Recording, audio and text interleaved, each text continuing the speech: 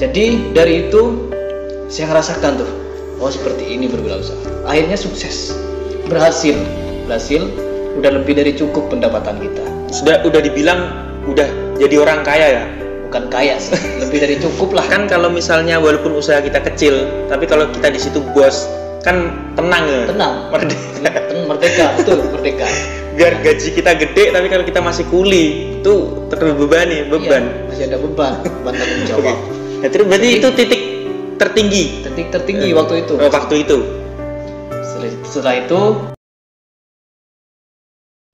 Setelah itu namanya orang berkeluarga ya, apalagi saya sudah menikah waktu itu. Jadi ada masalah yang tidak kita inginkan dari keluarga itu. Jadi itu yang menyebabkan saya bisa ada di Jakarta ini sekarang. Oh, jadi gimana tuh? Ada kayak konflik keluarga gitu? Ya, sejenis konflik keluarga yang tidak bisa saya hindari lah dan tidak bisa diatasi di situ. Jadi satu-satunya cara adalah ya saya kesini merantau. Akhirnya usahanya bangkrut? Bukan bangkrut, gimana? Tapi saya lepas, saya jual ke orang. Oh, jual ke orang? Iya, saya ayam-ayam itu yang sudah produktif saya jual ke orang, ke teman saya. Dan sampai sekarang teman saya itu masih lanjut. Wah, kalau itu Mas Heri masih lanjut, sekarang ya, udah jadi big boss ya? Bisa ribuan sudah. Jadi mungkin sudah punya banyak karyawan banyak. Tapi ketika Mas Heri jual usahanya tersebut ke Jakarta ini, langsung kerja di mana Mas? Apa masih luntang-lantung? Luntang-lantung di mana tuh? Luntang-lantung saya tuh menuju ke Jakarta ini nggak ada tujuan mau ke siapa. Oh iya, kemana dulu tuh? Masih inget nggak tempat pertama kali nginjek tanah Jakarta tuh? Ke masjid. Masjidnya mana? Daerah Kalideres. Ya. Kalideres loh. Kalideres. Dekat tempat saya tuh, Kebon Jeruk sana. Iya. Wah, mungkin kalau Mas Heri suatu saat main ke tempat saya bisa tunjukin tuh masjidnya. Bisa. Masjid bersejarah itu berarti. Karena saya hampir tiap hari naik busway di situ. Tapi saya agak lupa sudah busway apa namanya gitu. Apa namanya itu? Angkutan umum lah ya. Iya. Jangan lupa. Tapi saya ingat tempatnya kayak gini. Kalau saya main ke situ pasti tahu. Jadi saya hampir seminggu lah tidur di masjid itu karena saya merasa gak nyaman ke warga situ kan. Saya izin buat pindah masjid. Ya, saya pindah dari masjid ke masjid karena untuk mencari pekerjaan ya. Saya keliling cari kerja ini itu. Susahnya nyari kerja di Jakarta, berat tuh. Susah nyari kerja di Jakarta. Silahkan dulur-dulur dengarkan sendiri langsung dari Mas Heri ya.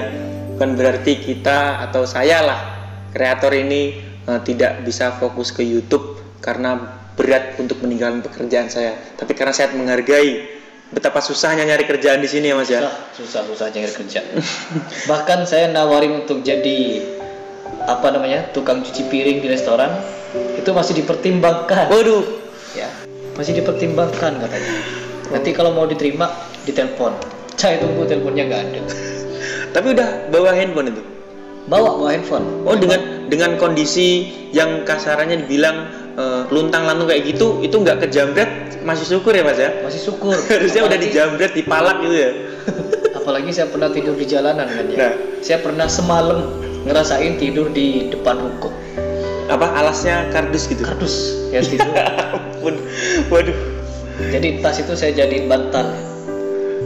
Tidurnya itu sekitar jam 1 karena saya gak nyenyak tidur di jam 1 baru tidur. Itu karena saking ngantuknya ya itu? Saking ngantuknya, terus gak ada masjid yang nerima juga. Bukan gak nerima ya, tapi saya juga malu mau masuk masjid. Cerita singkatnya nih, setelah Mas Heri luntang-lantung terus sampai tidur jalan, akhirnya bisa sampai sekarang ini tuh, itu gimana Mas? Maksudnya titik baliknya, jembatannya tuh kok bisa akhirnya bisa sampai sekarang ini gitu loh Mas. Itu gimana ya ceritanya? Waktu itu ketika saya sudah kehabisan dana ya, kehabisan uang saku, jadi saya nyoba untuk ya karena saya juga pada waktu itu masih punya internet Mas Bima, sedikit lah ya, tipis-tipis. Jadi saya coba browsing untuk menekatkan bulat lah, menekatkan tekad untuk masuk ke MMA. Ya seperti itu. Jadi saya pernah punya keinginan untuk gabung ke MMA. Pengen jadi fighter, bukan pengen. Karena sudah kebentok banget itu. Sebenarnya bukan passionnya Mas Heri ya? Bukan passion. Dan juga tidak ingin ada di situ. Jadi saya nyoba. Habis itu saya sudah mengumpulkan info untuk daftar situ. Udah tinggal daftar doang ya? Tinggal daftar doang, tinggal menuju ke tempatnya. Malamnya saya mencoba untuk istikharah, ya, berdoa. Dimana ketika waktu itu memang saya udah gak tahu mau kemana lagi. Kalau masih ada jalan yang lain yang lebih baik gitu, bukan lebih baik sih, lebih pantas untuk saya ke jalan hidup saya, maka tunjukkan kayak gitu. Jadi saya istikharah. Paginya saya coba cari di internet untuk pengajaran seni. Akhirnya saya ketemu dengan sanggar, di mana sanggar itu adalah sanggar seni, mengajarkan entertain juga. Saya masuk ke situ. Saya mencoba peruntungan menawarkan seni bela diri silat untuk mengajar silat di sanggar tersebut. Akhirnya saya diterima karena bisa narik sekitar mau 40 orang bisa masuk ke kelas saya. 40 orang tertarik ya? Tertarik untuk gabung dan belajar sama saya seni silat. Karena apa? Karena silat itu untuk persiapan film. Jadi saya ngajarin koreo sampai sekarang. Sampai sekarang. Boleh dapat berapa film tuh Mas kira-kira koreo yang Mas Heri ajarin? Kalau di serial banyak. 166 episode di MNC TV, Lenong Legenda. Terus juga ada layar lebar, bisa bebek. Berarti itu termasuk karyanya Mas Heri ya, walaupun di balik layar. Betul. Jadi itu adalah termasuk bisa dibilang karyanya Mas Heri walaupun di balik layar ya. Kalau misalnya menonton serial film yang digarap sama Rumah Film tersebut, Mas Heri kayak merasakan itu adalah karya yang sampean buat ya Mas ya. Hasil yang saya ciptakan kayak gitu. Iya, hasil yang Mas Heri ciptakan. Karya sampean tersampaikan walaupun bukan sampean ya. Kalau sampean cukup di YouTube aja. Terus akhirnya kesini-sini ini masih tetap kerja di situ Mas? Masih. Sampai sekarang saya masih ngajar di Sanggar. Terus saya juga punya eskul di sekolah. Sekalian juga ngurus di Padepokan. Juga di rumah di sini saya juga ngajar. Jadi kegiatan saya dan profesi saya masih di bela diri. Nah yang dulu pernah cerita ke saya, dulu sempat jadi editor juga tuh udah ditinggalin?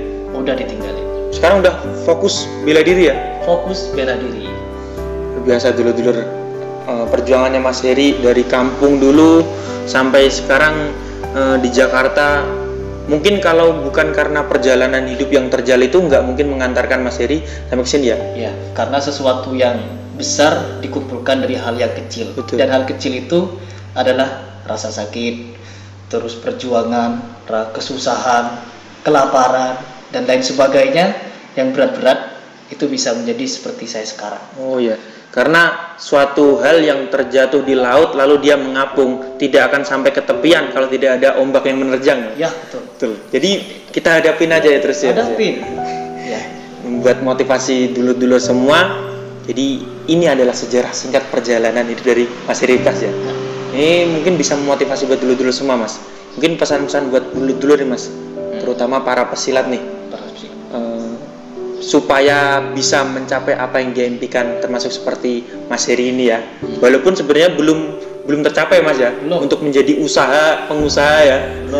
Belum ya. Jauh. Ini masih perjalanan ya. Masih perjalanan. Minimal ada motivasi buat dulur-dulur semua Mas. Ya. Ini gimana? Apa aja Mas pesan-pesan buat dulur-dulur semua nih?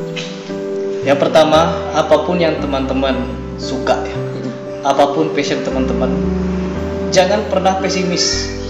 Kondisi ekonomi kita seperti apa, keadaan kita seperti apa, jangan pernah pesimis dan jangan pernah menyerah dalam mengejar. Saya pengen jadi ini. Jangan karena kita ekonomi susah atau keadaan lagi seperti apa, kita nyerah. Tetap berjalan, susah seperti apapun tetap berjalan, karena apapun yang kita perjuangkan dengan keras, suatu saat akan kita raih. Itu. Jadi dengan kemampuan kita, apapun yang kita sukai itu jangan pesimis Mas ya. Jangan. Kayak saya ini dikenal sebagai kreator pencaksilat, tapi kemampuan saya musik. Saya pesimis sebenarnya Mas. Tapi seharusnya saya jangan meragukan kemampuan saya ya. Jangan. Tetap harus berjalan sesuai passion saya aja gitu ya. Iya. Betul. Kalau kita meragukan apa yang ada di sini, selamanya kita akan gagal. Ya. Kita itu sukses karena kita yakin apa yang kita punya, apa yang kita miliki. Kalau kita sungguh-sungguh, pasti kita bisa. Pasti kita bisa. Ini passionnya Mas Heri bela diri, apalagi pencaksilat. tapi buktinya di film ternyata juga dipakai gitu ya Mas ya. Oke. Kehidupan sehari-hari juga pakai. Betul. Jadi ya saya nggak tahu ya rezekinya kapan ya, mungkin suatu saat pasti akan kepake juga. Pasti, yang penting jangan menyerah. Betul. Kayak gitu. Wah, ini motivasi buat saya juga. Dulur-dulurku, apapun kemampuan kalian, selalu salurkan bakat-bakat kalian. Apapun yang Anda miliki, jangan sampai pesimis ya Mas ya, menyerah sebelum berperang ya Mas ya. Ya seperti itu. Ya. Oke, terima kasih Mas Heri. Ini mungkin segmen 2 ini adalah terakhir saya di sini, bukan terakhir sih. Mungkin ada pertemuan yang selanjutnya ya kan. Harus ada. Ya, buat dulur-dulurku, apabila ada suatu hal yang perlu ditanyakan kepada Mas Heri, bisa ditulis kolom komentar ya, nanti bisa saya sampaikan. Kebetulan saya yang deket sama Mas Heri. Kalau nanyanya ke Mas Beni, kaduan ya kan, kaduan. Oke dulur-dulurku, terima kasih sudah menonton video terbaru dari Bima NF, dan sampai jumpa di video Bima NF yang selanjutnya. Salam persaudaraan. Memecah belah persatuan pikiran kalian semua itu kotor. SDM rendah namun kefanatikannya tinggi, wawasan sempit lebih luas daun kelor.